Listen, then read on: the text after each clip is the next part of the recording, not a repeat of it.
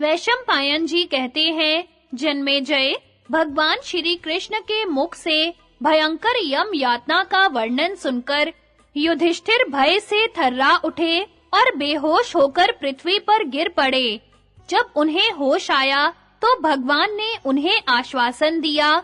इसके बाद वे जल से अपने नेत्र धोकर पुनः भगवान से बोले, देवेश्वर, यमलोक के मार्ग का विस्तृत वर्णन सुनकर मुझे बड़ा भय हो गया है। अब यह बताने की कृपा कीजिए कि मनुष्य किस उपाय से उस विकट मार्ग को सुख पूर्वक तय कर सकते हैं। भगवान ने कहा, पांडुनंदन, इस संसार में जो लोग धार्मिक जीवन व्यतीत करते हैं, जीव हिंसा से अलग रहते हैं, देवता तथा ब्राह्मणों की पूजा करते हैं, वे यमलोक में सुख पूर्वक जाते हैं। जो लोग ब्राह्मणों को, उनमें भी विशेषतः श्रोत्रियों को, अत्यंत प्रसन्नता के साथ अच्छी प्रकार से बनाए हुए उत्तम अन्न का भोजन कराते हैं, वे महात्मा पुरुष विचित्र विमानों पर बैठकर यमलोक की यात्रा करते हैं। जो प्रतिदिन सत्य भाषण करते हैं और ब्राह्मणों को, कपिला आदि गौओं को पवित्र दान देते रहते हैं, वे निर्मल कांति वाले बैल जुते हुए विमानों में बैठकर यमलोक को जाते हैं। जो ब्राह्मणों को छाता, जूता, शैया, आसन, वस्त्र और आभूषण दान करते हैं, वे सोने के छत्र लगाए उत्तम गहनों से सज धजकर घोड़े, बैल अथवा हाथी की सवारी से धर्मराज के सुंदर नगर में प्रवेश करते हैं। जो स्नान आदि से शुद्ध होकर ब्राह्मणों को प्रयत्न पूर्वक शुद्ध दही, दूध, घी, गुड़ और शहद का श्रद्धा के साथ दान करते हैं, वे यमलोक की यात्रा करते हैं। जो सुगंधित फूल और फल का दान करते हैं, वे हंस युक्त विमानों के द्वारा धर्मराज के नगर में जाते हैं। जो ब्राह्मणों को घी में तैयार किए हुए भांति-भांति के पकवानों का दान करते हैं, जो समस्त प्राणियों को जीवन देने वाले जल का दान करते हैं, जो ब्राह्मण को तिल अथवा तिल की गौ या घृत की गौ का दान करते हैं, जिन्होंने इस लोक में बावड़ी, कुएं, तालाब, पोखर और जल से भरे हुए जलाशय बनवाए हैं, वे यमलोक में जाते हैं। उस समय वे महात्मा नित्य तृप्त और महान कांतिमान दिखाई देते हैं तथा दिव्य लोक के पुरुष उन्हें ताड़ के पंखे और चमर डुलाया करते हैं। जिन्होंने यहाँ अत्यंत विचित्र, विस्तृत, मनोहर, सुंदर और दर्शनीय देव मंदिर बनवाए हैं, वे सफेद बादलों के समान कांतिमान एवं हवा के समान वेग वाले विमानों द्वारा यमलोक की यात्रा करते हैं। जो लोग देवताओं के उद्देश्य से प्याऊ बनवाकर वहां प्यासे मनुष्यों को ठंडा जल पिलाया करते हैं, वे उस महान मार्ग पर अत्यंत तृप्त होकर सुख के साथ यात्रा करते हैं। खड़ाऊ और जल दान करने वाले मनुष्यों को उस मार्ग में सुख मिलता है। वे उत्तम रथ पर बैठकर सोने के पीढ़े पर पैर रखे हुए यात्रा करते हैं।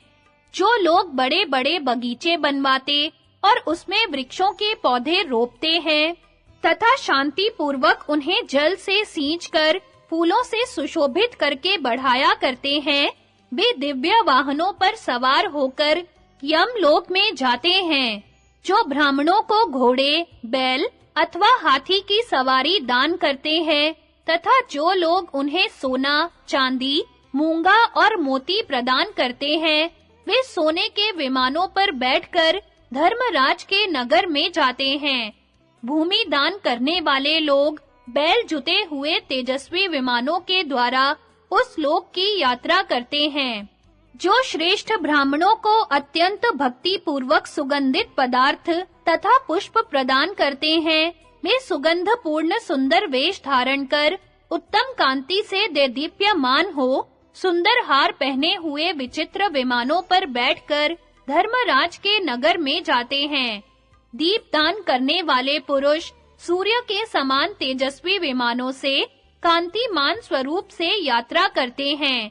जो घर एवं आश्रय स्थान का दान करने वाले हैं, वे सोने के चबूतरों से युक्त और प्रातःकालीन सूर्य के समान कांति वाले ग्रहों के साथ धर्मराज के नगर में प्रवेश करते हैं।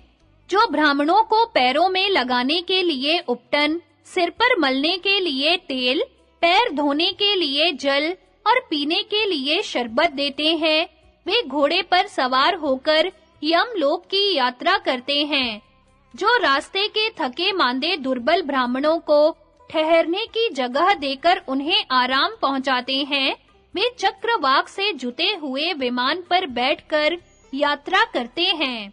जो मनुष्य मेरा दर्शन करके नमो ब्रह्मणाय देवाय कहकर मुझे प्रणाम करते हैं और सदा व्रतधारी पुरुष के समान अपने मन और इंद्रियों पर संयम रखते हैं, वे सुख के साथ धर्मराज के स्थान को जाते हैं। जो प्रतिदिन नमः सर्व सहाभ्यश्च ऐसा कहकर गौ को नमस्कार करता है, वह यमपुर के मार्ग पर सुख पूर्वक यात्रा करता है। जो नमो अस्तु विप्र दत्ताय कहते हुए पृथ्वी पर पैर रखता है, वह सब कामनाओं से तृप्त होकर दिव्य विमान के द्वारा यमलोक को जाता है। जो देवता और अतिथियों को भोजन कराने के बाद स्वयं अन्न ग्रहण करते हैं तथा दंभ और असत्य से बचे रहते हैं, वे भी सारस युक्त विमान के द्वारा सुख पूर्वक यात्रा करते हैं। जो दिन रात में केवल एक बार भोजन करते हैं, जो जितेंद्रिय होकर केवल चौथे वक्त अन्न ग्रहण करते हैं, अर्थात एक दिन उपवास करके दूसरे दिन शाम को भोजन करते हैं, वे महात्मा भी बड़े आनंद के साथ विमानों के द्वारा उस मार्ग को तय करते हैं। जो श्रेष्ठ द्विज अधिक दक्षिणा वाले यज्ञों का अनुष्ठान करते हैं, वे हंस और सारसों से युक्त विमानों के द्वारा उस मार्ग पर जाते हैं। जो दूसरों को कष्ट पहुंचाए बिना ही अपने कुटुंब का पालन करते हैं, संपूर्ण प्राणियों पर समान दृष्टि रखते, जीवों को अभय दान देते, क्रोध और लोभ से रहित होते तथा इंद्रियों को अपने वश में किए रहते हैं, वे महान कांतिमान तथा देवता और गंधर्वों से सेवित होकर पूर्ण चंद्रमा के समान उज्जवल विमानों द्वारा यमराज के लोक में जाते हैं। जो प्रतिदिन भगवान की पूजा, स्तुति और नमस्कार करते हैं, वे सूर्य के समान तेजस्वी विमानों के द्वारा धर्मराज के नगर में जाते हैं। वहां धर्मराज स्वयं सुंदर फूलों की मालाएं पहनाकर उनकी पूजा करते हैं।